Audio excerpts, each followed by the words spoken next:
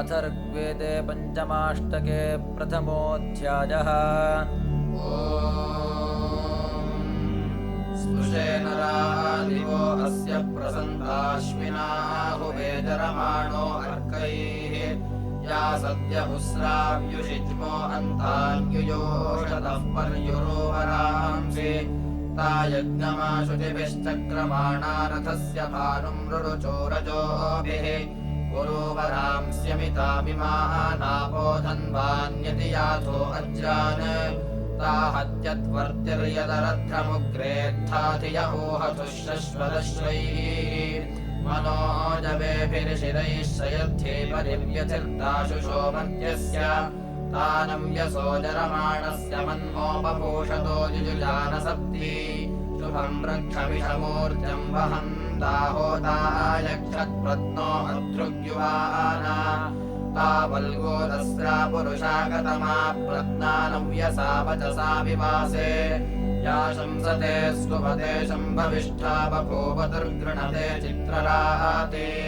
ता भुज्यं विभिरद्भ्यः समुद्रात्तुग्रस्य सूनुमोहचोरजोभिः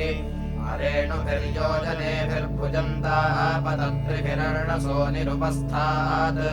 विजयुषारथ्यायातमत्रिं श्रुतं हवं वृषणावद्रिमत्याः दशस्यन्ताशयवेऽप्यथुर्गा विधिज्यमाना सुमतिं पुरण्यो यद्रोदसे प्रदिवो अस्ति भो माहेडो देवानामुतमर्त्यत्र तदादित्यावसवो रुद्रियासो रक्षो युजेतपुरखं दधात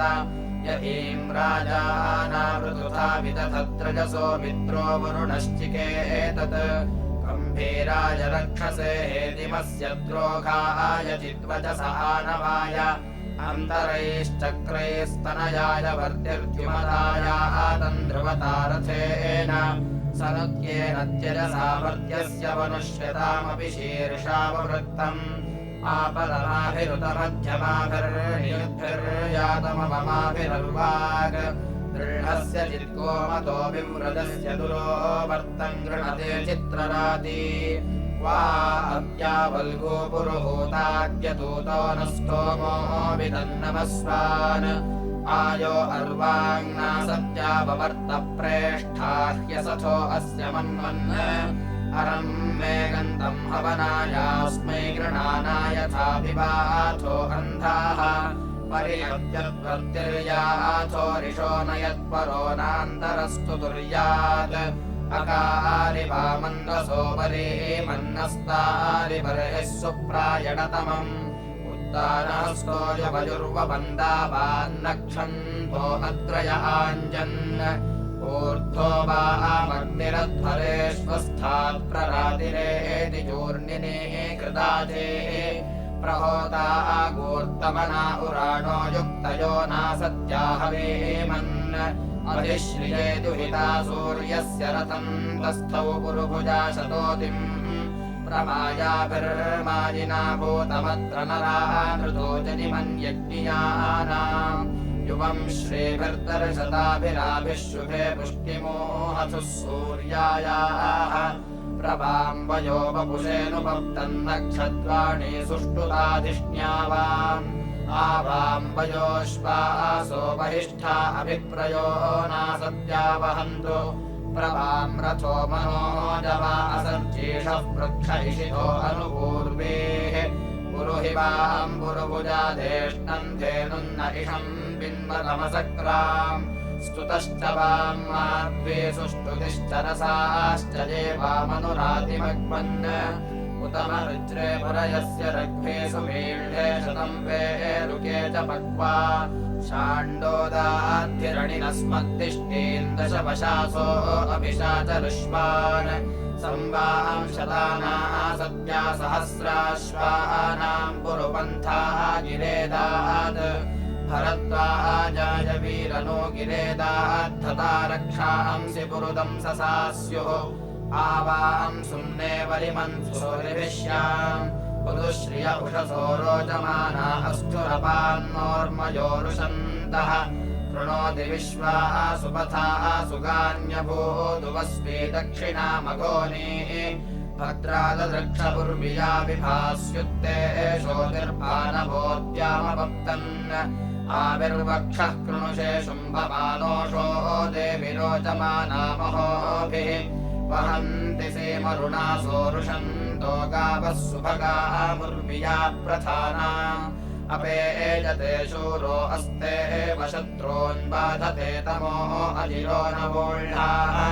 सुकोतते सुपथा पर्वतेष्वपाते अपस्तरसि स्वभानो सा न आवह पृथुयामन्दृश्वेरयिन्दिवो दुहितरिषयध्यैः सा वहयोक्षभिरपादोषो वरम् वहसि जोषमनो त्वन्दिवो दुहितर्याः देवी पूर्वभूतौ मह्मनादर्शताभूः उत्ते वयश्चिद्वसतेरपप्तम् नरश्च येऽपि तुभाजो व्युष्टौ अमासते वहसि भूरि वाममुषो देवि दाशुषे मर्त्याय एषा स्यानो दुहितादिभोजाः क्षितेरुच्छन्ति मानुषीरजीगः या भानुनारुषताराम्या स्वज्ञायतिरस्तमसश्चिदक्तोन विदद्ययुररुणयुग्भिरश्वैश्चित्रम् भान्त्युषसश्चन्द्ररथाः अग्रै यज्ञस्य बृहतो नयन्तीर्विदाबाधन्ते तमऊर्म्यायाः श्रवो वाजमिषमूर्जम् वहन्तीर्निदाशुष उषसो मर्त्याय मघोनीर्वीरवत्पद्यमाना अवोदात विधते रत्नमद्या इदा हि वो विधते रत्नमस्तीदा वीराय दाशुष उषासः इदा विप्राय जरते यदुग्धा निष्ममावते वहता पुराचित्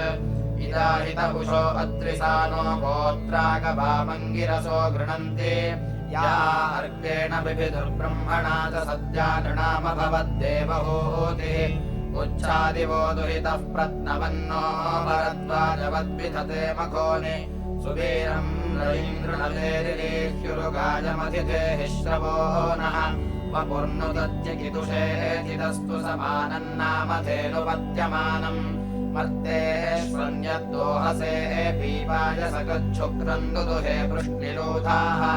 ये अग्नयो न शोषुचन्निधानाद्भिर्यत्रिर्मरुतो वा वृधन्ता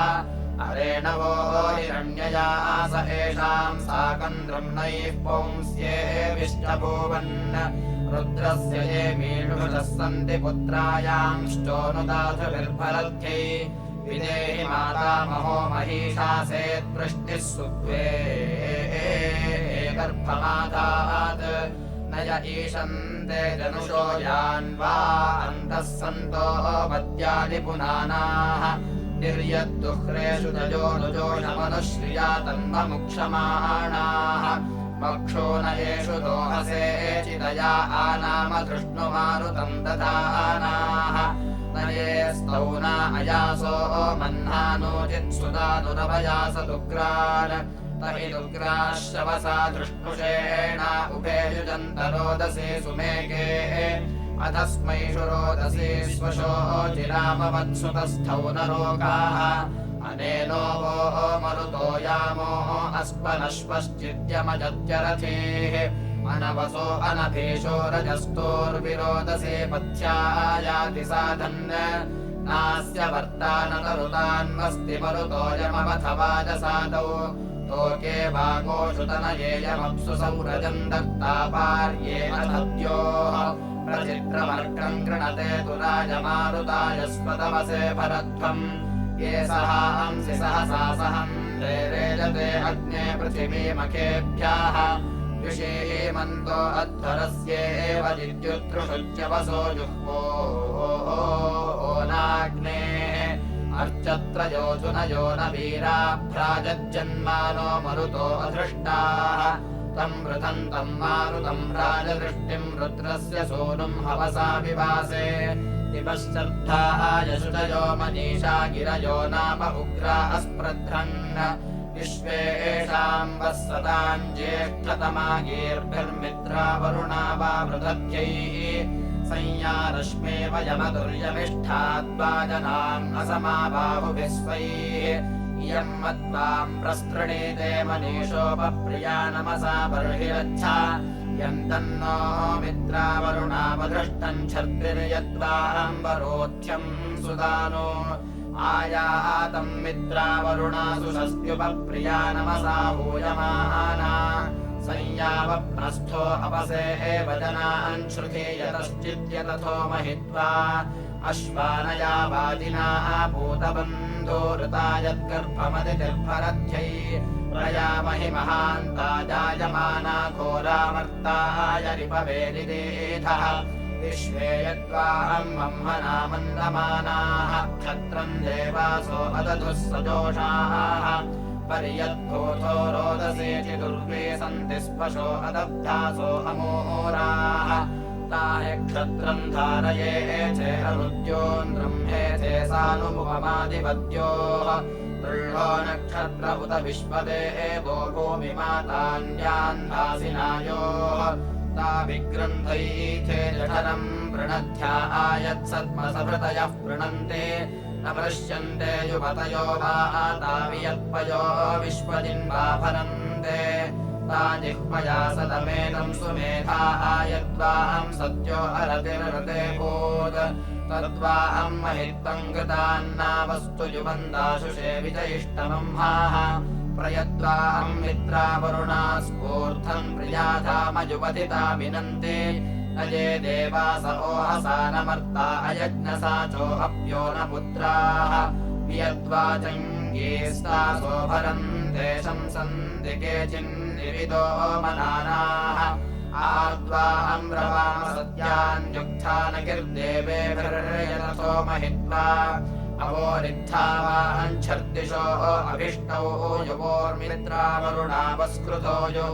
अनुयद्गावस्फुरानलिप्यम् कृष्णं यत्र ने वृषणं युनजन् सृष्टेवायज्ञमुद्यतः सजोषामनुष्वद्वृक्तबर्हिषो यजध्यै आय इन्द्रावरुणाभिषे अद्य महे सुम्नाय महाववर्तत ताहि श्रेष्ठा देवता तादुजाशूराणाम् शमिष्ठा ताहि भूतम् मखो नाम् मम्मिष्ठातु विशुष्मर्तेन वृत्रतुरा सर्वसेना तागृणेः नमस्ये विश्रूषैः सुम्नेभिरिन्द्रावरुणा जगाना वज्रेणान्यश्रवसा हन्ति वृत्रम् सिशक्यन्यो वृजनेषु विप्राः नाष्टयन्नरश्च वा वृथन्त विश्वे देवासो नराम् स्वगोर्ताः प्रैभ्य इन्द्रावरुणा महित्वाद्यौश्च पृथिविभूतमुर्वी स इत्सुदानुस्ववामृतावेन्द्रायो वाम् वरुणदाशतिग्मन् विशासद्विषस्तरेत्तास्मान् वंसत्रयिम् प्रतिपतश्च जनान् युवन्दाश्वद्भराय देवारयिन्धत्थो वसुमन्तम् पुरुक्षुम् अस्मे स इन्द्रावरुणापपिष्यात् प्रयोभनग्निमनुषामशस्तेः उत नः सुत्रात्रो देवगोपाः सूरिभ्य इन्द्रावरुणारयिष्यात् येषाम् शुष्मः पृतनासु साह्वान् प्रसद्योद्युम्ना इरते ततुरिः नून इन्द्रावरुणा गृणाना वृन्दम् प्रजिंसौ श्रवसाय देवा इत्था गृणन्तो बहिनस्य शर्धोपो न नावादुरितातरेम प्रसम्राजे बृहते मन्मनुप्रियवर्जदेवाय वरुणाय सप्रथाः अयय्य उर्वी महिना महिम्रतः कृत्वा विभात्य जलो न शोचिषा इन्द्रावरुणा सुतपाविमम् सुतम् सोमम् विपदम् मद्यम् ऋतौ रता युवोरथो अध्वरम् देववेदये प्रतिस्वसरमुपयाति पीतये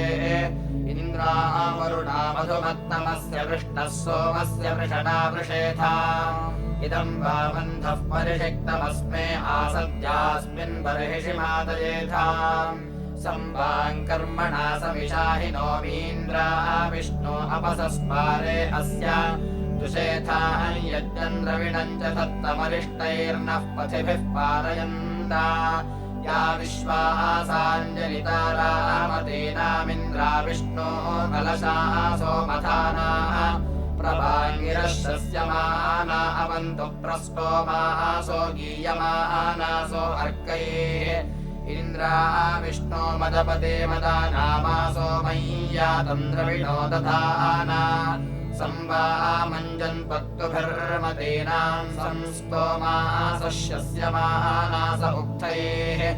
आवामश्वासो अभिमातिषाः इन्द्रा विष्णो सतमादो वहन्तु जुषेथाम् विश्वाहवनामतेनामुपब्रह्माणि शृणुतङ्गिरो मे इन्द्रा विष्णो तत्पनयाय्यम् वां सोमस्य मद उरुचक्रमाथे अकृणुतमन्तरिक्षम् वरीयो प्रसदम् जीवसे नो रजांसि इन्द्रा विष्णो हविषा वावृधानाग्राद्वारा नमसानातहव्या कृता सुते द्रविणम् दत्तमस्मे समुद्रस्थः कलशः सोमधानाः इन्द्रा विष्णो पिबतम् मध्वो अस्य सोमस्य दस्राजठरम् वृणेथाम् आवामन्धांसि मतिराण्यग्मन्नुपब्रह्माणि शृणुतम् हवम् मे उपादिज्ञथुर्नपराजयेथेन पराजिज्ञेकनरश्च नैनोः इन्द्रश्च विष्णो यदपस्पृथेथान् त्रेधा सहस्रम् विततैरजेथाम् कृतवते भुवनानामभिश्रियोर्वे पृथ्वे मधुदुःखे सुपेशसा या वा पृथिवी वरुणस्य धर्मणा विष्कभिते अजरे भूरिरेतसा असश्चन्ते भूरिदारे वयस्वते कृतम् दुहाते सुकृते शुचिव्रते राजन्ते अस्य भुवनस्य रोदसी अस्मे रेतस्सिञ्चतय्यन्मनुर्हितम् यो वा मृदवे क्रमणाय रोदसे मत्तो ददाशरिषणे ससाधते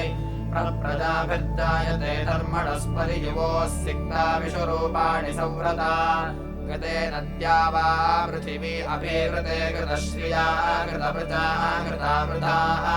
पूर्वे पृथ्वेः त्रिपूर्ये पुरोहिते इद्विप्रा ईळते सुम्नविष्टये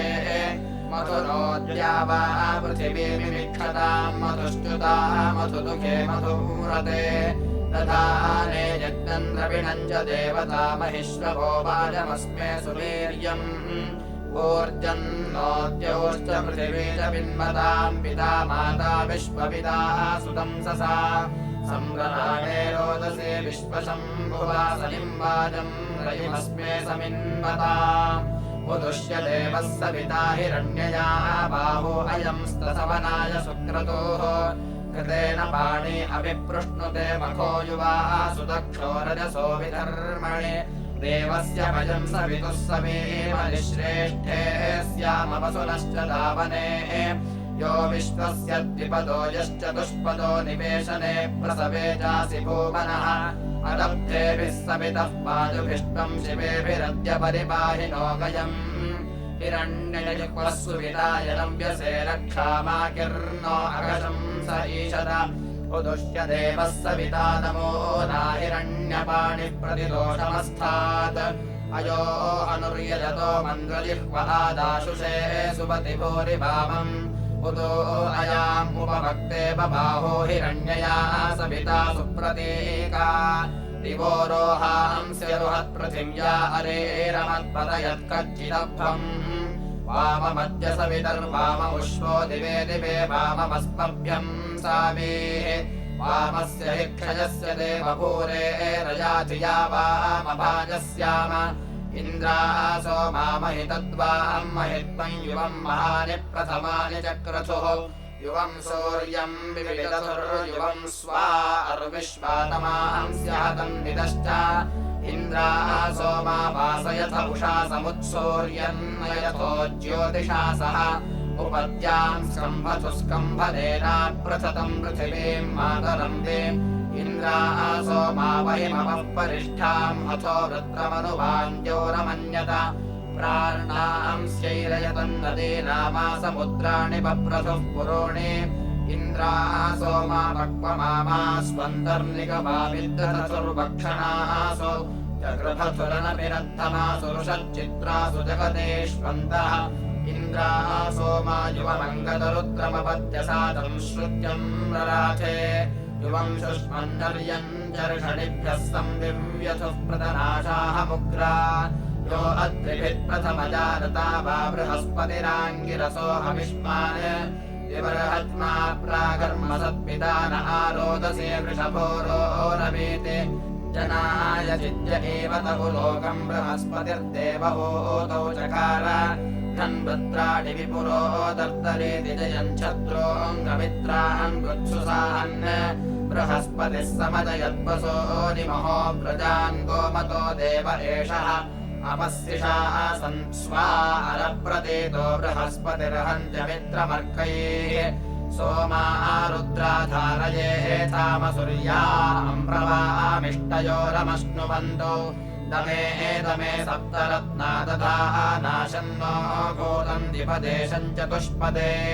सोमा रुद्रा विबृहतम् विशोचेममे वायानो गयमा विवेश आरेवाथेथान्निरृतिम् पराजैरस्मे भद्रासौ श्रवसानि सन्तु सोमा रुद्रा युवमेतान्यस्मे विश्वा तनोषु भेषजानि धत्तम् अवस्यतम् मुञ्चतम् यन्नो अस्ति तनोषु बद्धम् कृतमेनो अस्मत् दिग्मायुधौ दिग्महेति सुषेवौ सोमा रुद्रा विहसुमृळतन्नः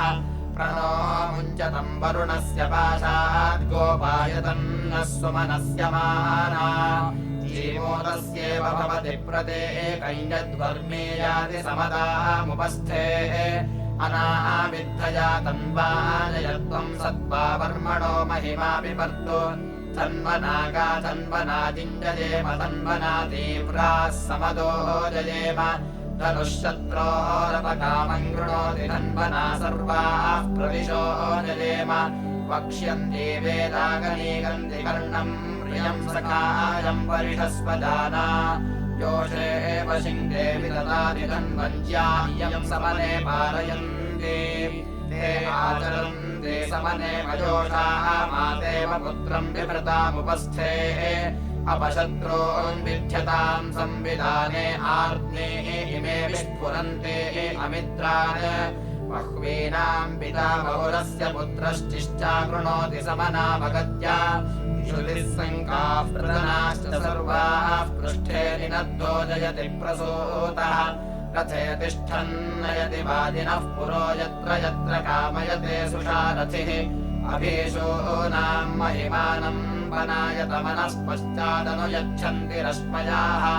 ते पुरान् घोषान् कृण्वते वृषभाणयोश्वारथेभिः सह वाजयन्तः अवक्रामन्तः प्रपदैरमित्रान् क्षिणन्ति शत्रूङ्ग्रणपव्ययन्तः रथवाहनम् हविरस्य नाम यत्रायुधम् निहितमस्य वर्म तत्रारथमुपशक्वम् सदेव विश्वाः स्वयम् सुमनस्य मानाः स्वादुषम् सदः पितरो मयोधाग्रच्छे श्रियः शक्तिवन्तो गभीराः चित्रसेना इषुबला अमृद्राः सतो वीरा उरवो व्रातसाः ब्राह्मणासः पितरः सोम्याः शिवेनोद्या वा पृथिवी अनेहसा ओषानः पातु तुलिता धृता वृथो रक्षामाकिर्नो अकशम् स ईशत सुवर्णम् वस्ते मृगो अस्यादन्तो गोभिः सन्नद्धा पतति प्रसूता यत्रा नरः सञ्च विचद्रवन्ति तत्रास्मभ्यमिषवः शर्मयम् सन् ऋजीते परिवृङ्गिनोष्मा भवतु नस्तनोः सोमो अधिप्रवीतु नोदितिः शर्म यच्छतु आजङ्घन्ति सान्वेषाञ्जगनाम् उपजिघ्नते अश्वाजनिप्रचेतसोऽश्वान् समत्सुचोदय अहिरिव भोगैः पर्येति बाहुञ्ज्याया हेतिम् परिबाधमानः हस्तघ्नो विश्वावयुनानि विद्वान् पुमान् पुमाम् सम्परिपातु विश्वताः आलाक्तायारुषीर्ष्ण्यतो यस्या अयोमुखम् इदम् पर्जन्यरेतस इष्वै देव्यै बृहन्नमाः अवसृष्टा परापतशरौ ये ब्रह्म संशिते गच्छामित्रान् प्रपद्यस्व मामीषाम् कञ्चनोच्छिषः यत्र बाणाः सम्पतन्ति कुमाराविशिखा इव तत्रानो ब्रह्मणस्पतिरदितिः शर्म यच्छतु विश्वाः शर्म यच्छतु मर्माणि ते वर्मणा चालयामि सोमस्त्वा राजामृतेनानुमस्ताम् पुरोर्वरीयो वरुणस्ते कृणोतु जयन्तन्त्वानुदेवा मदन्तु यो नः स्वो अरणो यश्च निष्ट्यो जिघांसति देवास्तं सर्वे दूर्वन्तु ब्रह्मवर्म ममान्तरम् अग्निन्न रोदीधितिभिररण्योः विश्वेश्वर विरूपाक्ष विश्वरूप सदाशिव शरणं भवभूतेश करुणाकर शङ्कर हर शम्भो महादेव विश्वेशामरवल्लभ शिव शङ्कर सर्वात्मन् नीलकण्ठ नमोऽस्तु ते मृत्युञ्जयाय रुद्राय नीलकण्ठाय शम्भवे अमृतेशाय सर्वाय महादेवाय ते नमः उग्रायोग्रागनाशाय भीमाय भयहारिणे ईशानाय नमस्तुभ्यं पशूनां पतये नमः दश सप्त च नामानि मण्डलान्तेषु यः पठेत् स शिवस्य पदं गत्वा शिवलोके महीयते नास्ति मृत्युभयं तस्य पापरोगादि किञ्चन यज्ञेशाच्युत गोविन्द माधवानन्द केशव कृष्ण विष्णो ऋषिकेश वासुदेव नमोऽस्तु ते कृष्णाय गोपीनाथाय चक्रिणे मुरवैरिणे रुक्मिणीशाय गोपाय गोविन्दाय नमो नमः साक्षान्मूलप्रमाणाय विष्णोरमित तेजसे आद्याय सर्ववेदानां ऋग्वेदाय नमो नमः हरिहर शिव शङ्कर वामन वासुदेव विरामस्तावत् विश्वेश्वराय नमः हरिः ॐ श्रीगुरुभ्यो नमः हरिः ॐ अग्निन्न रोदीधितिभिररण्यो रहस्तच्युती जनयन्त प्रशस्तम् दूरे दृशं गृहपतिमथर्युम् तमग्निमस्ते वसवोऽन्यन्वन् सुप्रतिदक्षमपसे कुतश्चित् दक्षायो योदमहासरित्याः प्रेद्धो अग्ने दीदिः पुरो नोदस्रया सूर्याय विष्ठ तां शश्वन्त उपयन्ति वाजाः प्रते अग्नयोऽग्निभ्यो वरन्निः सुवीराः सशोषुचन्तद्युमन्ताः यत्र नरः समासते सुजाताः दानो अग्ने धियारयिं सुवीरं स्वपत्यं सहस्य प्रशस्तम् नय्या वातरति यातु मावान् उपयमेति युवतिः सुदक्षम् दोषावस्कोरहविष्मते कृताजे उपस्वैनमरमतिर्वसूयुः विश्वा अग्ने पदहाराः धीर्येभिस्तपो विरदहो जरोथम् प्रणिस्वरं चालयस्वामीवा आयस्ते अग्न इहते अनीकं वसिष्ठ शुक्रदे दिवः पावक उतो न एभिस्तवथैरिहस्याः वियेते अग्ने वेदिरे अनीकं मर्ता नरः पित्र्यासः पुरुत्रा उतो न एभिः सुमनाः इहस्याः इमे नरो वृत्रहत्येषु शूरा विश्वा अदेवीरभिसन्तु मायाः ये मेधिनं पनयन्त प्रशस्ताम् मा शूने अग्ने निषदामनृणां मा शेषसो वीरता परित्वा प्रजापतेषु दुर्या सुदुर्या यमश्वी नित्यमुपयाति यज्ञं प्रजावन्तं स्वमद्यं क्षयन्नः स्वजन्मना शेषसा वावृधानम् पाहि नो अग्ने रक्षसो अजुष्टात् पाहि धूर्तेरलर्षो अघायोः त्वायुजापृतनायोऽङ्ग्रभिष्याम् सेदग्निरग्नेऽङ्गृत्यस्त्वन्यान्यत्र वाजीतनयो वीळुपाणिः सहस्रपाथा अक्षराः समेति सेदग्निर्यो मनुष्यतो निपाति समेद्धारमम्मस उरुष्यात् सुजातासः परिचरन्ति वीराः अयं सो अग्निराहुतः पुरुत्रायमीशानः समितिन्धे हविष्मान् पर्यमेत्यध्वरेषु होताः ते अग्न आहवनानि भूरि ईशानास आजुयामनित्याः उभा कृण्वन्तो वहतो विजेथे इमो अग्ने वीततमानि हव्याजस्रो वक्षि देवतादिमच्छा प्रतिनयीं सुरभीणिं यन्तु मानो अग्ने वीरते परादा दुर्वाससे मतये मानो अस्यै मानाः क्षुधे मा रक्षसरतापो मानो नमे वामन आजुहूर्थाः नो मे ब्रह्माण्यज्ञ उच्छशादित्वन्देव मघवद्भ्यः सुषोदः रातौ स्यामोभयाः सहाते यूयं पात स्वस्तिभिः सदा नः त्वमग्ने सुहवोरण्वसन्द्रक्सुदीति सूनो सहसोदितिः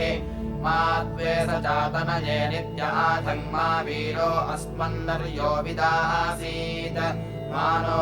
अग्ने दुर्भृतये स चैषु देवेद्धेष्वग्निषु प्रवोचः माते अस्मान् दुर्मतयो भ्रमाच्चिद्देवस्य सूनो सहसो नशन्त समर्थो अग्ने स्वनीकदेवानमर्त्येयः जुहोति हव्यम्